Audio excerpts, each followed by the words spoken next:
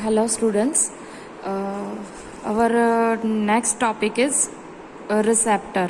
Receptor related આપણે જ્યારે first time જ્યારે ઓનલાઈન હતું એ વખતે ડિટેલ ડિસ્ક્રિપ્શન જોયું હતું, બટ હવે એક વખત ક્વિક રિવિઝન કરી દઈએ કે જેથી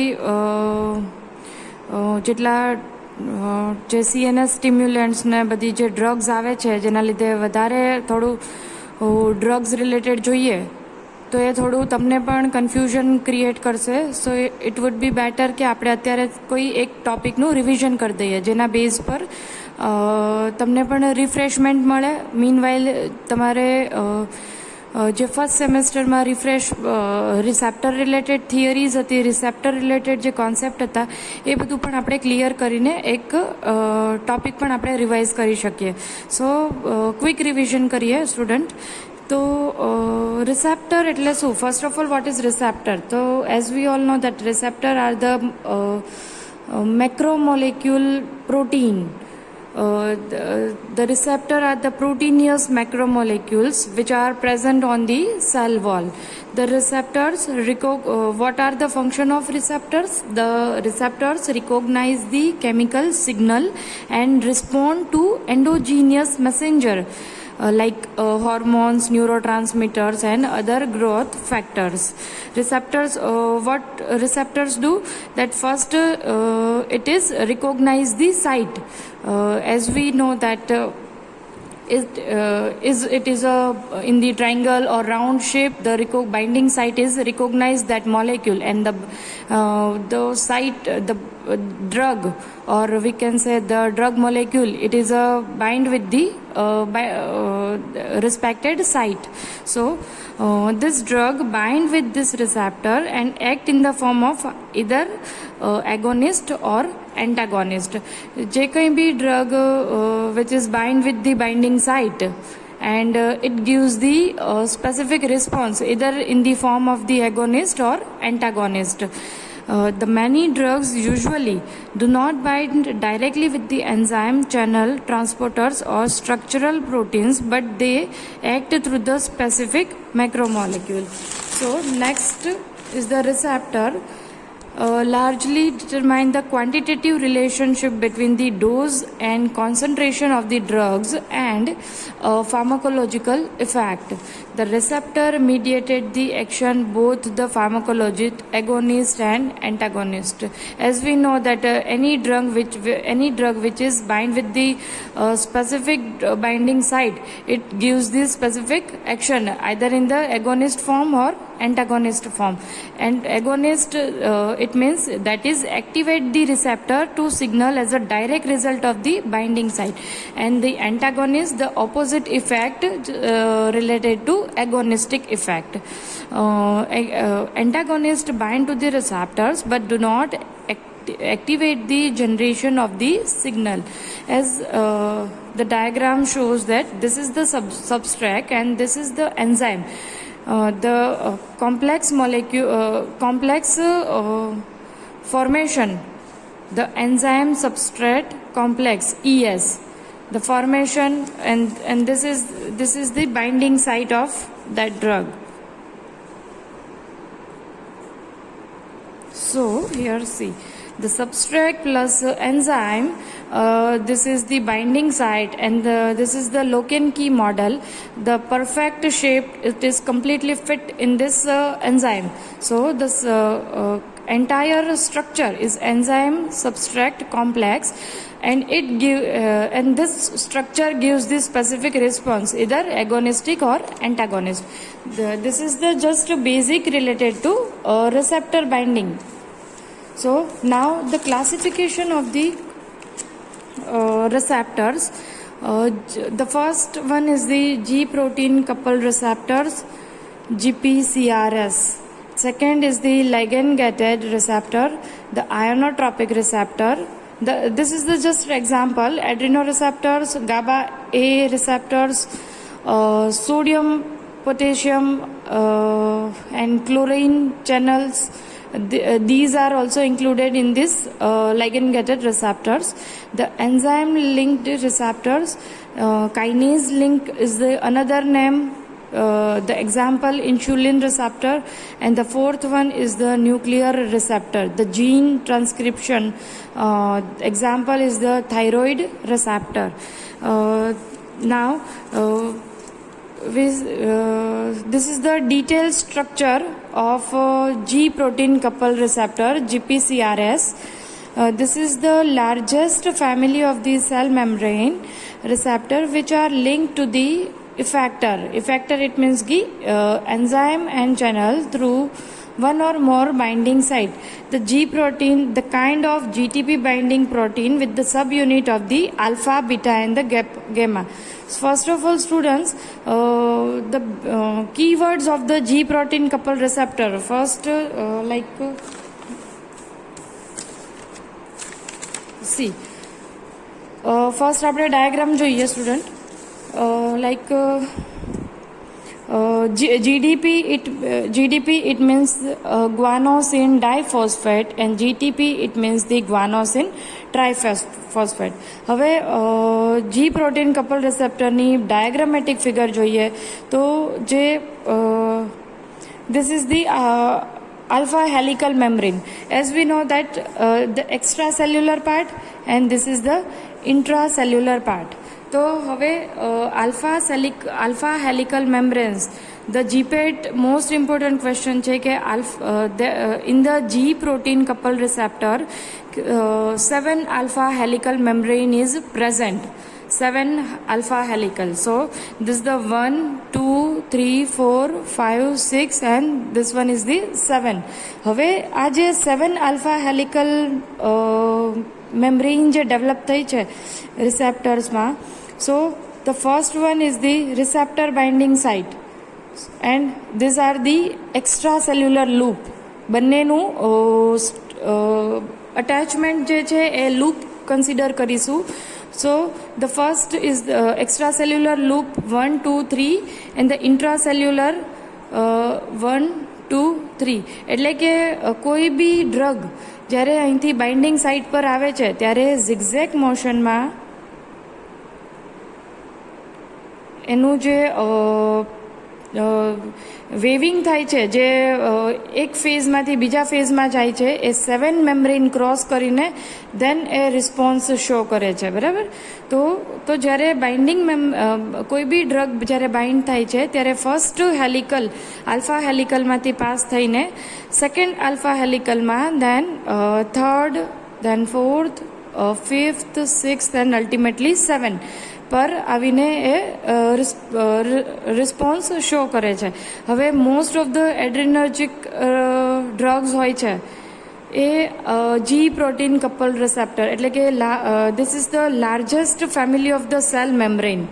કે most of the drugs, muscarinic, nicotinic, એ બધા રિસેપ્ટર્સ જે ડ્રગ્સ છે જે અફેક્ટ એ completely G protein coupled receptors થિયરીને ફોલો કરતા હોય છે. તો જ્યારે કોઈ ડ્રગ આપવામાં આવે છે ત્યારે જે રિસ્પોન્સ શો થાય છે એ આ લૂપમાંથી પાસ થાય છે. અલ્ટિમેટલી જે ઇન્ટ્રાસેલ્યુલરમાં જે સાઇટોસોલ ફ્લુઇડ પ્રેઝન્ટ છે એમાં જે 7 હેલિકલ મેમ્બ્રેઇન છે એમાં આલ્ફા, બીટા અને ગેમા સબ યુનિટ એની સાથે અટેચમેન્ટ થયેલા હોય છે. હવે જ્યારે ઇનએક્ટિવ ફોર્મમાં હોય, એટલે કે અહીં જ્યારે ડ્રગ ના હોય, suppose this is the just receptor binding site, હવે અહીં કોઈ ડ્રગ પ્રેઝન્ટ નથી ત્યારે આલ્ફા, બીટા અને ગેમા છે that is in the inactive state, અને ઇનએક્ટિવ સ્ટેટ સાથે જીડીપી ગ્વાનોસિન ડાયફોસ્ફેટ અટેચ હોય છે. બટ જ્યારે કોઈ ડ્રગ એની સાથે કનેક્ટેડ અટેચ થાય, for example this is the round structure, as suppose this is the drug. હવે એ ડ્રગ જ્યારે રિસ્પેક્ટેડ બાઇન્ડિંગ સાઇટ ઉપર બાઇન્ડ થાય છે અને જ્યારે એનું સ્ટ્રક્ચરલ ફોર્મેશન આપણને મળે છે તો એ અકોર્ડિંગ આલ્ફા, બીટા અને ગેમા, તો જે જીડીપી ડાયફોસ્ફેટ છે that is converted into GTP, એટલે કે ગ્વાનોસિન ટ્રાયફોસ્ફેટમાં કન્વર્ટ થાય છે. અને જીટીપી જ્યારે કન્વર્ટ થાય છે એ ડ્યુરિંગ આલ્ફા છે એનું ડિટેચમેન્ટ થઈ જાય છે એટલે કે આલ્ફા છે અહીંથી રિમૂવ થઈને એનું સ્પેસિફિક રિસ્પોન્સ જે આપણને જોવા મળે છે એ સ્પેસિફિક રિસ્પોન્સ એક્ટિવેશન ફોર્મમાં જોવા મળશે. જીટીપી છે જીડીપી છે એ ઇનએક્ટિવ સ્ટેટમાં હોય છે ત્યારે આલ્ફા ઓલરેડી અહીંયા જ કનેક્ટેડ હોય છે. બટ આફ્ટર એનું જે સ્ટ્રક્ચર છે એ બીટા અને ગેમા, જીટીપી જ્યારે હોય છે ત્યારે બીટા અને ગેમા એ જ રીતે હોય છે બિકોઝ આલ્ફા છે એનું ત્યાંથી આલ્ફા છે એનું ડિટેચમેન્ટ થઈ ગયેલું હોય છે. So this is the alpha GTP, બરાબર. હવે એ રીતે આખી કન્ટિન્યુ સાયકલ ચાલ્યા કરે અને જેવું જીટીપીમાંથી અગેઇન જીડીપીમાં કન્વર્ટ થાય તો આલ્ફા છે એ ઓટોમેટિકલી એના બંને સબ યુનિટ બીટા અને ગામા સાથે આવીને કનેક્ટ થઈ જાય છે. તો જે એવી જ કોન્ટ્રાક્શન્સ અને ડાયલેશનની જે કોઈ બી ડ્રગ અટેચમેન્ટ સાથે જે પ્રોસેસ થાય છે એ જી પ્રોટીન કપલ રિસેપ્ટર પર આ રીતની પ્રોસેસ થાય છે.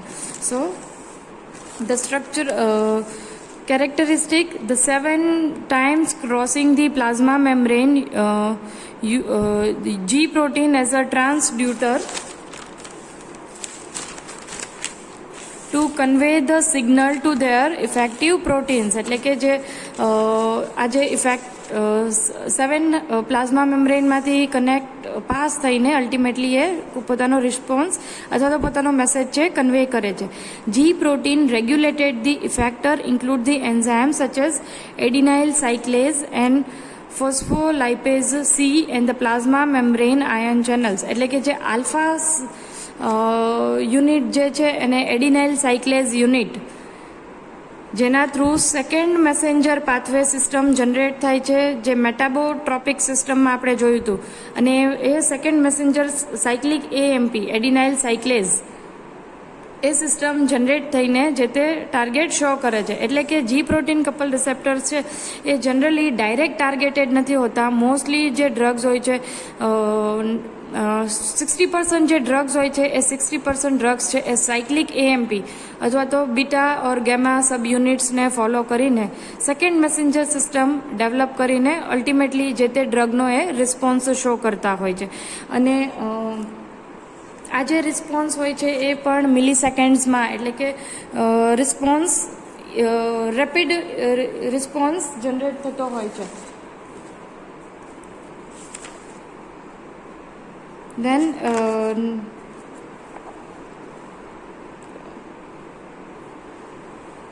example is the adrenoreceptors, adenyl cyclase, એ બધા મસ્કેરેનિક રિસેપ્ટર્સ એ જનરલી જી પ્રોટીન કપલ રિસેપ્ટર્સમાં ઇન્ક્લુડ થતા હોય છે. અને main target adenyl cyclase CAMP formation, calcium channel opening. The reference taken from the K.D. Tripathi. Meanwhile જે ઠાકોર પબ્લિકેશનની બુક છે એન્ડ તમારી પાસે જે બુક છે એમાં પણ રેફરન્સ આપેલું છે, એમાંથી પણ થોડું મટીરિયલ કલેક્ટ કરેલું જ છે students. So don't be confuse. Then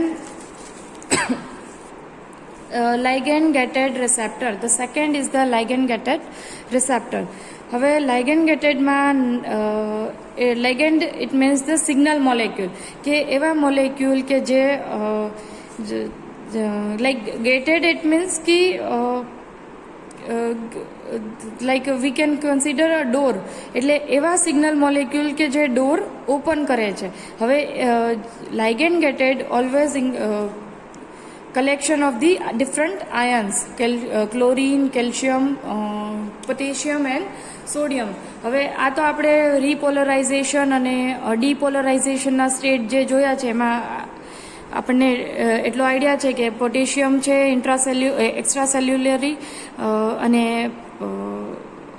sodium છે ઇન્ટ્રાસેલ્યુલરી જ્યારે આવે છે ત્યારે જે પ્રોસેસ થાય છે એ ડીપોલરાઇઝેશનની અથવા તો ક્લોરીન ચેનલ ઓપન થાય છે તો એ ઇન્હિબિશનની પ્રોટીન સિસ્ટમ જનરેટ કરે છે.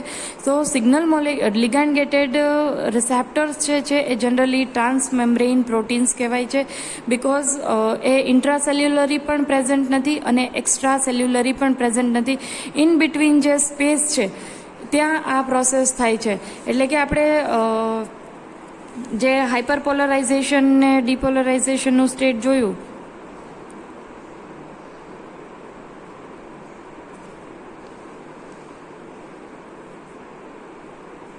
લાઈક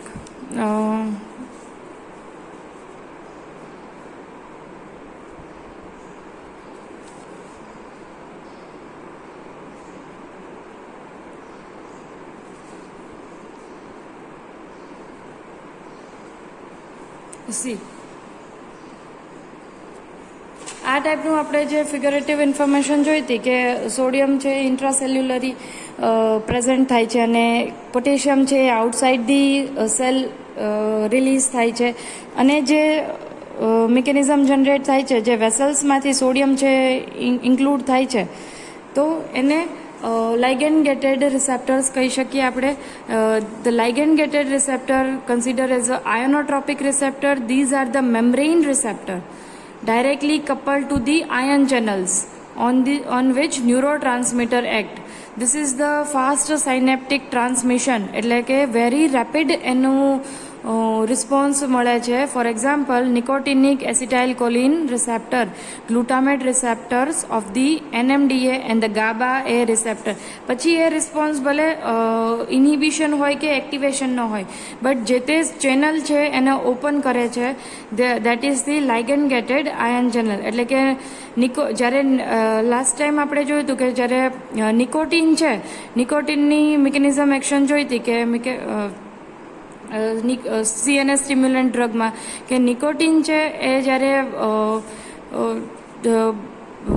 અટેચ થાય છે બાઇન્ડિંગ સાઇટ ઉપર, ત્યારે ઇનર સાઇડ જે ACH છે તો નિકોટિનિક એસિટાઇલકોલિનને અટેચ થાય છે. નિકોટિનિક એસિટાઇલકોલિન રિસેપ્ટરનું જે કોમ્પ્લેક્સ શો કરે છે. હવે એ આ થિયરી પરથી યાદ રાખો સ્ટુડન્ટ કે જ્યારે કોઈ કોમ્પ્લેક્સ બને છે, સબસ્ટ્રેટ એન્ઝાઇમ સબસ્ટ્રેટનો કોમ્પ્લેક્સ જ્યારે શો થાય બને છે અને એ જે રિસ્પોન્સ આપે છે either in the form of the agonist or antagonist, but એક સ્પેસિફિક સ્ટ્રક્ચરલ ચેન્જીસ આપણને જોવા મળે છે. તો એવી જ રીતે નિકોટિનિક રિસેપ્ટર્સ, નિકોટિનિક મોલેક્યુલ હોય છે જે એ એસિટાઇલકોલિનના મોલેક્યુલ સાથે જ્યારે બાઇન્ડ થાય છે એ વખતે NACH નિકોટિનિક એસિટાઇલકોલિન રિસેપ્ટર્સનું કોમ્પ્લેક્સ જનરેટ થાય છે અને એ ડોપામાઇનનું કોન્સન્ટ્રેશન છે એ ઇન્ક્રીઝ કરે છે અને અલ્ટિમેટલી ડોપામાઇન છે એ પ્લેઝરેબલ એક્ટિવિટીઝ માટે હેલ્પફુલ છે. સો ligand gated, this is just example, but ligand gated માં કોઈ બી ચેનલ છે ઓપન થશે અને ચેનલ કેલ્શિયમ હોઈ શકે કે it can be calcium, potassium, sodium or chlorine, and it gives the hyperpolarization or depolarization state, and then it gives the cellular effect. The time milliseconds, it means a very rapid reaction. The third is the enzyme linked receptors. હવે enzyme link receptor it means તો લાઇગેન્ડ ગેટેડમાં એવા molecules એટલે કે એવા પ્રોટીનિયસ substance add થતા હતા કે જે આયન છે એને એની ચેનલ્સને ઓપન કરતા હતા. હવે અહીંયા થર્ડ છે એન્ઝાઇમ લિંક્ડ રિસેપ્ટર. હવે enzyme linked, the name itself indicate enzyme શું કરે છે, generally what are the function of enzyme, it gives the catalytic response. It means a speedy response. કે કોઈ એવા સબસ્ટ્રેટ જે બાઇન્ડિંગ સાઇટ સાથે bind થાય છે બટ ઇનરલી ઇન્ટ્રાસેલ્યુલરી એ એન્ઝાઇમ પ્રેઝન્ટ છે કે જે ઉપર જે ડ્રગ ઇન્ડ્યુસ થયેલી છે એ જે તે ડ્રગ છે એનો રિસ્પોન્સ છે એ એની સાથે લિંકઅપ થઈને રિસ્પોન્સ એકદમથી ફાસ્ટ આપશે. સો this is, we can consider the extracellular hormone binding domain, the long extracellular domain and the cytoplasmic enzyme domain, mostly a peptide hormones, એટલે કે સોમેટિન હોર્મોન और टायरोसिन काइनेज हार्मोन એ generally enzyme linked રિસેપ્ટર્સમાં include કરી શકીએ. Intracellularly protein kinase that is the tyrosine kinase એટલે intracellularly for example